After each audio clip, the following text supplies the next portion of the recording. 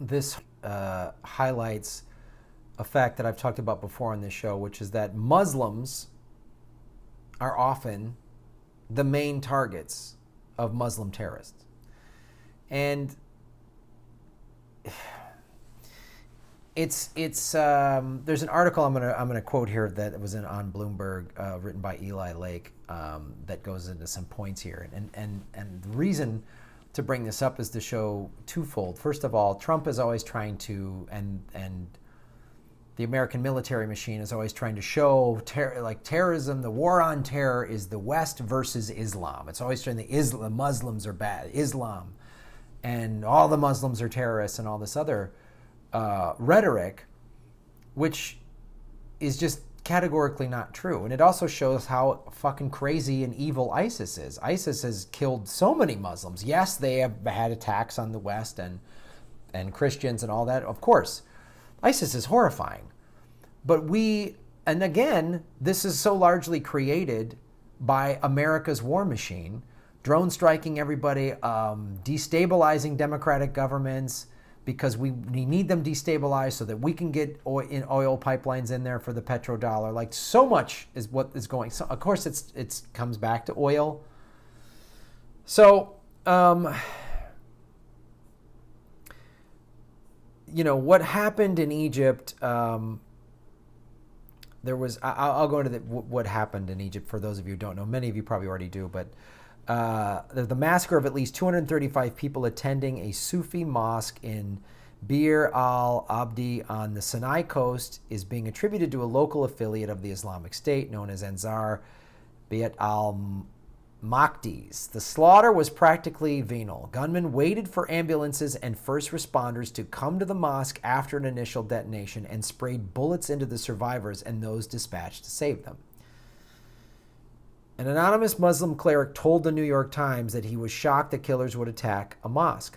Prior targets for the terrorists in the Sinai included Coptic Christian churches and a Russian airliner in 2013. But the killing of Muslims should surprise no one. Just look at the trail of blood in Iraq. Sunni terrorists attacked the Al-Aqsari Mosque in both 2006 and 2007 in Samarra. The site is one of the holiest in Shiite Islam and was known for its golden dome. While it was rebuilt in 2009, the attack sparked pledges of sectarian reprisals. Al-Qaeda and the Islamic State perfected car bomb attacks that detonated inside crowded markets in Baghdad, killing Muslims. Shiite militias responded to those attacks by meting out random terror on the Sunni minorities in Iraq with death squads, and at times abetted by the state's interior ministry. The killing is not limited to Iraq. Civil wars in Lebanon, Syria, and Yemen have increasingly pitted Islamist extremists against one another. And America, of course, is involved. Yemen, that's us back in the Saudis. I've done numerous stories about Yemen. 130 children die a day in Yemen as a result of what's going on there, and we back it. Syria, we've talked numerous times about that. That's a battle for pipelines, right? Iran and Russia want to build their pipeline through Syria to get oil from the Middle East to Western Europe, which is one of the biggest oil markets in the world. And we want to build our pipeline with the Saudis. And that's what's going on in Syria. So when you just have random, wanton, crazy, corporate, greedy violence that creates more terrorists, then Al-Qaeda and ISIS flourish. That's what happens. And what happened in Egypt, 235 people dead, we're helping create that. I did a video a week or two ago that was research done by a West Point graduate who was an Iraq combat vet that pointed out how our war on terror has actually increased terrorist attacks in America and terrorist attacks against Westerners. So our war on terror is making us less safe. It's that insane notion of if everyone has a gun, we'll be safer. No, America is the most heavily armed country, and we have more gun death than anybody. So, what this is another reason why we need real progressives. And I'm tired of hearing this. I was watching in the news today, I don't know, ABC News. And on the ticker, they're talking about North Korea. Oh, we got to get North Korea. It's the war machine. We have to be in a constant state of war. We're in war in 8 countries right now. And this is what happens when we have this endless state of war. All these factions and crazy organizations pop up. It could happen in America if this country gets destabilized. All these crazy militias and any group with a gun. It's just going to be mayhem.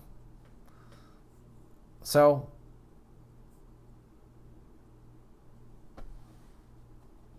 and then what happens is, like, look how Egypt responds. Their current leader, Abdel Fattah el-Sisi, has tried to crush the radicals in his own country with an iron fist since assuming power in a coup that unseated Egypt's elected and Islamic leader, Mohamed Morsi. His crackdown on Islamists, human rights groups, and moderate opposition, however, has not stopped the terror. Oh, really? It didn't work? An iron fist crushing everyone down? A terror organization? You think a terror organization is going to they want terror. They want you to respond that way. And then it gives them more justification to blow up civilians. Jesus. And as long as the terror continues, Muslim civilians will suffer. The war on terror has killed more civilians than anything. It's horrifying. So, something to think about, folks. Another reason to vote for progressives. And don't support the oil industry in any way, shape, or form. I bought an electric car 2 weeks ago. I spent $5 in gas on my old Toyota RAV4 to drive it to the dealership. It was on empty. It was bone dry. Just put $5 of gas in to get it down there. That's the last time I bought gas.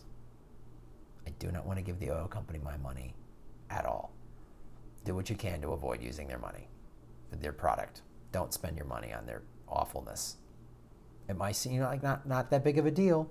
Riding your bike on occasion, public transportation, an alternative fuel vehicle of sorts, carpool. It might not seem like a big deal, but hurt their bottom line. Because this is what oil creates. More death, more destruction, more terrorism, more civilians, more poor people in the Middle East dying as a result of mainly fueled by America's greed and America's need for oil. Thanks for watching the show. Please go to the Patreon to support this. And I will put the links to if you're going to be in San Bernardino December 17th, I am going to be emceeing and directing a stand-up comedy show for FNX. It features mainly Native American comics, but comics of all different ethnicities. And I'd love for you to come out. It's December 17th on the San Bernardino Valley College campus. All the links are at grahamelwood.com that are below. Tours, show dates, all that stuff. Thanks for watching.